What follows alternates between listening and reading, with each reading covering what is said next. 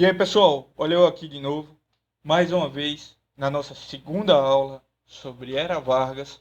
Vamos dar sequência ao conteúdo no momento em que paramos na aula anterior. A gente falou sobre todo o processo de tensionamento a nível nacional que se deu em relação à eleição do Júlio Prestes como continuador do projeto centralizador em São Paulo, não é centralizador a nível nacional, mas centralizador do poder em São Paulo, do Washington Luiz e do Partido Republicano Paulista, e como esse tensionamento a nível nacional, depois da morte de João Pessoa, descambou num processo revolucionário liderado pelo Getúlio Vargas, que vai derrubar o governo do Washington Luiz, instaurando ali um período, primeiro de governo provisório, vou falar já sobre esses períodos, e depois aí ditatorial do Getúlio Vargas como presidente do Brasil. Tá bom? Bem, dito isso, feito esse preâmbulo, ressaltado o que falamos na aula anterior, vamos aqui discutir os períodos e as fases da Era Vargas. Isso é interessantíssimo, importantíssimo da gente distinguir. A gente divide a Era Vargas em três períodos diferentes. Entre 1930 e 1934, a gente fala que o Vargas é um governante provisório, porque não havia existido nenhuma eleição e o Vargas também havia fechado o Congresso ligado à oligarquia paulista e governava a partir de decretos. Ele ainda não era um ditador de fato, talvez um líder político autoritário, uma vez que não governa democraticamente eleito e nem tem um Congresso ao seu lado para legislar, ele faz tudo, mas ainda não é um ditador. A gente não pode considerar Vargas aí na sua fase ditatorial ainda. Ele é só o chefe durante um período temporário de governo que vai de 30 a 34, quando se espera que se chamariam novas eleições. E aí temos uma segunda fase de governo do Vargas, que é o governo chamado constitucional. Aqui o Vargas chamou eleições, teve uma Assembleia Constituinte, fez-se uma nova Constituição para o Brasil e o Vargas foi eleito presidente. Aqui ele é presidente eleito, viu? Para governar com o Congresso por voto indireto. O próprio Congresso elege ele presidente diante da circunstância ainda de a falta de pacificação a nível nacional. Esse período do governo constitucional vai de 34 a 37. E entre 37 e 45 a gente tem o Estado Novo, aí baseado em mais uma false flag, a ideia de uma intentona comunista. Vargas dá um golpe de Estado, fecha o Congresso e se proclama aí, não ditador, obviamente nenhum ditador se diz ditador, mas se proclama presidente de uma forma autocrática, autoritária, e vai permanecer na presidência com apoio do Exército entre 37 e 45. Essa é a fase mais autoritária do Vargas e também mais populista, onde ele está mais próximo do povo. Veja, é muito curioso. Vargas é um camarada autoritário, é um cara que, de certa forma, governa intransigente, não tem muito diálogo com ele, mas ele não é o que a gente pode chamar de nem extrema esquerda, nem extrema direita. Ele é um autoritário de centro-esquerda. O que difere, e é bom que a gente tenha clareza disso, não são as prerrogativas ligadas a uma setorização política que dizem que um governante será mais ou menos democrático. Você pode ser de centro, nem de esquerda nem de direita, de centro, e ser extremamente autoritário. Como você pode ser de extrema esquerda, feito ao PSOL, e ser um partido libertário extremamente democrático, sem nenhuma perspectiva aí de um governo centralizador, sem o Congresso de forma alguma. Então essa perspectiva aí de ditatorial, de autoritarismo ou de liberdades civis sendo colocadas como prerrogativa é diferente de esquerda e direita. O diagrama é como se fosse um quadrado, para cima e para baixo. Para cima autoritarismo, para baixo liberdades civis. Para a esquerda, esquerda, para a direita, direita, enfim. Eu estou fazendo aqui, vocês estão vendo para o lado errado aí, mas é porque está sendo gravado. Bem, queria que vocês lembrassem disso só, tá? Ser ditador, ser autoritário, não tem correlação necessariamente com sua perspectiva política. Por isso que a gente pode dizer que o Vargas vai ser um camarada muito próximo aos trabalhadores, às classes populares, e vai atender muito suas reivindicações, além de ser uma liderança extremamente nacionalista. Nacionalismo de verdade, certo? Não é nacionalismo feito aí, essa maracutaia que está no governo, que o camarada bate continência para a bandeira dos Estados Unidos. Meu amigo, isso onde é que isso é nacionalismo?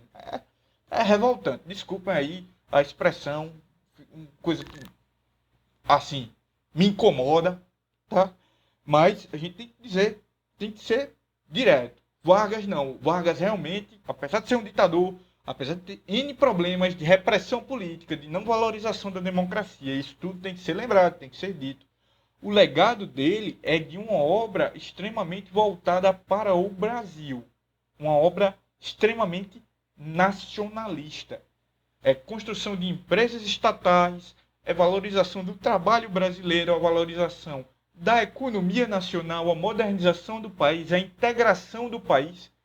Apesar de industrializar mais o eixo sudeste, ele busca também um Brasil num contexto completo, não é só Minas Gerais e São Paulo separados ou descolados do resto do país. Então, Pernambuco, Paraíba, Rio de Janeiro, São Paulo, todos os estados do Brasil vão ser proibidos de ter bandeiras estaduais para valorizar primeiro a identidade nacional. Então, no Brasil só vai existir uma bandeira, a bandeira nacional. O resto acaba com tudo porque é mais importante a vinculação à ideia do Brasil do que a ideia de uma separação de várias pátrias formando o mesmo Brasil. Meio que Vargas é unitarista e não federalista, tá? Mas ele vai ser esse camarada aí muito importante que vai estar mais para centro-esquerda e ainda assim na centro-esquerda é problemático porque é autoritário e ditatorial em várias fases de governo, embora não em todas. Bem, falemos então sobre o governo provisório.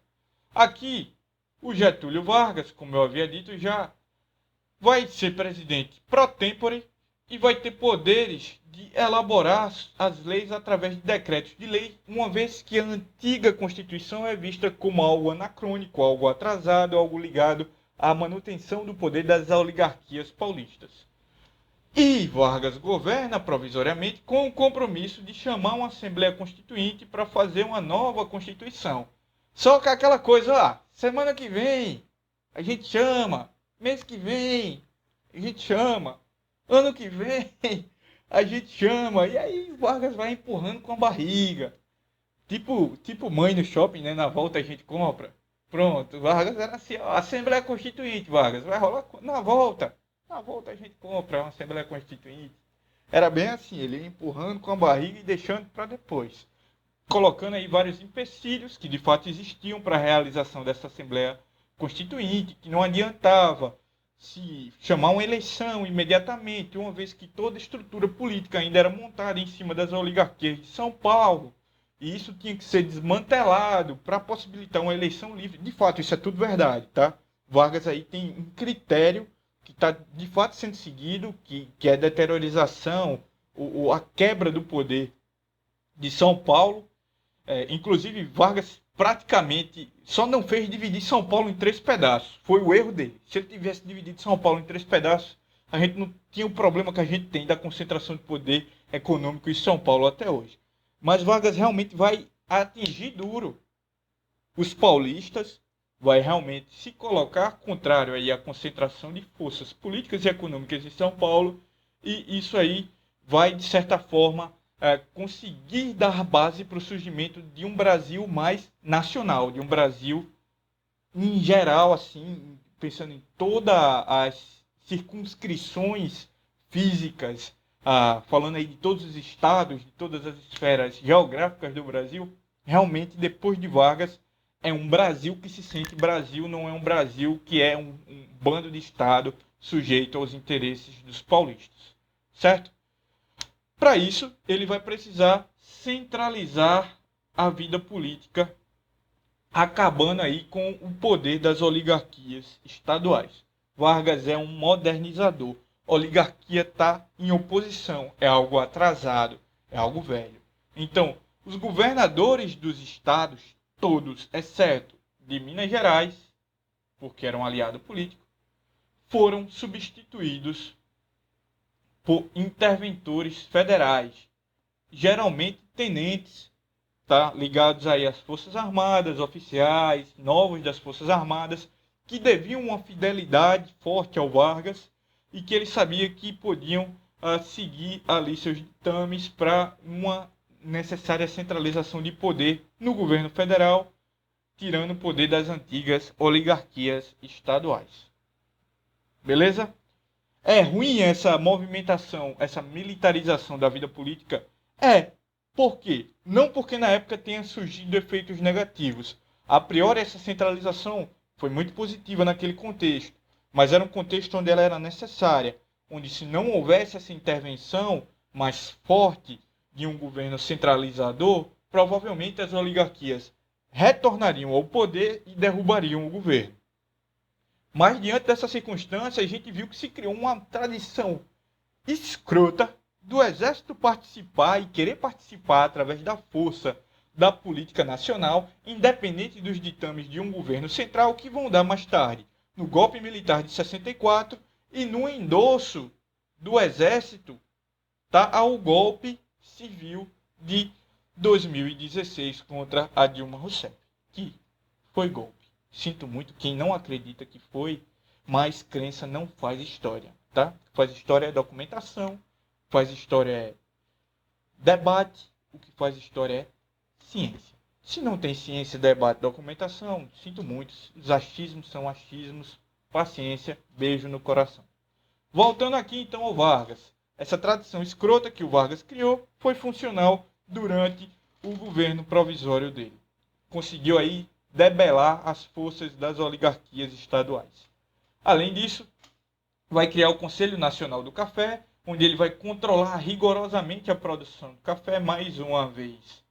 Aí, se batendo contra o poder da oligarquia paulista, ele vai determinar o quanto a oligarquia paulista pode produzir de café. Os caras ficam pé da vida, né? Ficam furiosos com Vargas por conta disso. Afinal, toda a economia nacional até então era direcionada à produção de café e agora eles ficam sob o controle da política econômica varguista, muito ruim para eles. E além de tudo, ele cria o Ministério do Trabalho, pela primeira vez na história. A gente vai ter um ministério dedicado aos trabalhadores. E aqui ele já está dando um aceno, um alô para as leis trabalhistas. Eis que vemos então, diante de tanta humilhação e de tanta derrota, a elite paulista se organizando numa oposição ao Vargas. E aí vamos ver principalmente a insurgência de um movimento chamado Movimento Constitucionalista, que quer Vargas fora do poder e uma Constituição segundo os interesses do Estado de São Paulo. Como é que essa oposição paulista e esse movimento constitucionalista começam aí a ganhar força?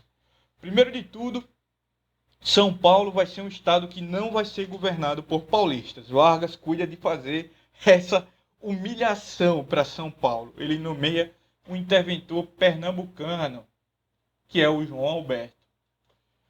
Isso faz com que os paulistas fiquem revoltados por serem governados por um camarada de fora de São Paulo que não está ligado às oligarquias e que não tem o mínimo interesse de dialogar com o que a oligarquia paulista quer. Esses atritos, buscando sempre em São Paulo um interventor paulista, fazem com que... esses atritos com os paulistas fazem com que Vargas recue e nomeie um interventor paulista para o estado de São Paulo, tá? Mas mesmo assim, as animosidades continuam, porque o interventor paulista ainda não responde às expectativas da oligarquia paulista.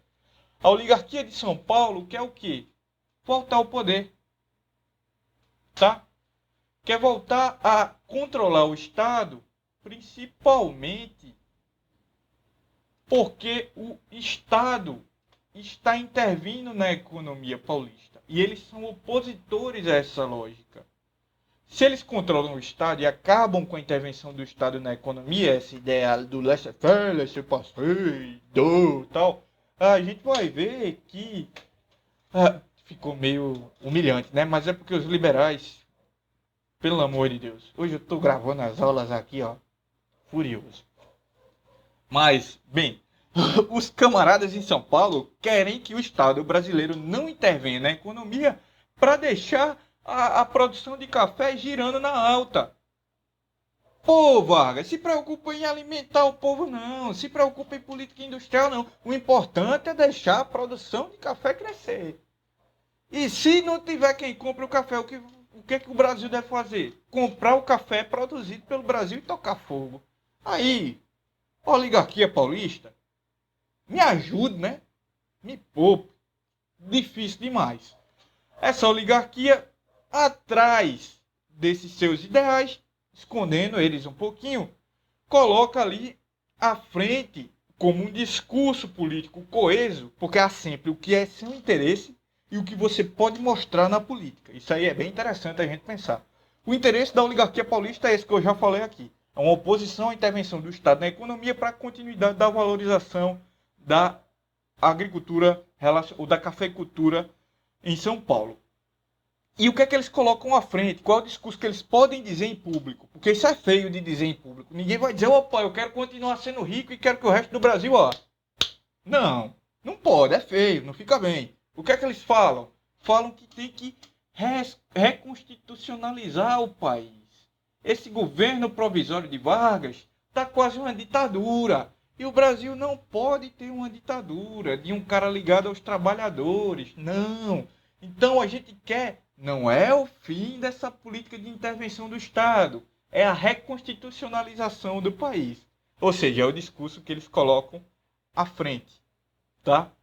E com esse discurso eles formam uma frente unificada de todos os paulistas, ou de todos os partidos paulistas, pelo menos.